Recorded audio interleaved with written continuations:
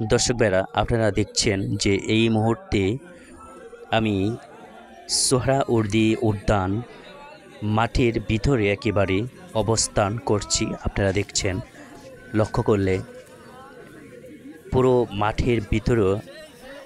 মাঠের ভিতরে একেবারে বলতে গেলে পাখা বলতে নেই, মানুষ আর মানুষ, মানুষের স্রোত। এখানে দেখছেন যে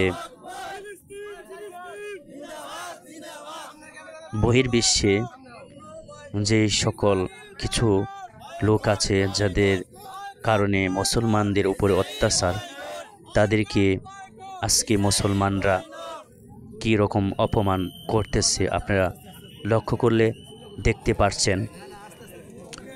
তো আসলে প্রত্যেকটা মানুষের নিজ নিজ জায়গা থেকে, নিজ নিজ অবস্থান থেকে এখানে এসেছেন বিভিন্ন পোস্টার ব্যানার নিয়ে। এখানে হাজার হাজার লক্ষ লক্ষ মানুষের স্রোত, মানুষের আগমন। আজকে আপনারা দেখছেন সকাল থেকেই বিভিন্ন জায়গা থেকে, জেলা উপজেলা গ্রামগঞ্জ শহর, বিভিন্ন কর্মস্থল থেকে, রাজনীতিবিদ, বিভিন্ন ইসলামী সংগঠন থেকে, আরও অন্য অন্য বিভিন্ন পেশাজীবী আজকে এখানে এসেছেন। আপনারা দেখছেন দর্শক ভাইরা, আপনারা লক্ষ্য করলে দেখতে পারবেন যে এই জায়গাটা হচ্ছে মাঠের বাহিরের দৃশ্যটা।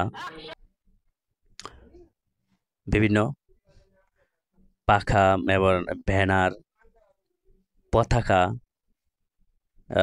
বিক্রি হচ্ছে। তো এই রাস্তা দিয়ে আপনারা দেখছেন যে মানুষ আসা যাওয়া করতেছে, আসতেছে, আস্তে আস্তে করে আসতেছে। তো 3টার দিকে সমাবেশ শুরু হবে। তো আসলে আপনারা যেদিকে তাকান লক্ষ্য করে দেখতে পারবেন প্রত্যেকটা মানুষের মুখে একটা হাসি, মহাব্বত, ভালোবাসা। আজকে এই জনসভার উদ্যোগে যারা আসছেন, হাসি, ভালোবাসা, মহাব্বত, এই জিনিসগুলো একেবারেই ফুটে আছে, আপনারা দেখতে পারবেন লক্ষ্য করলে।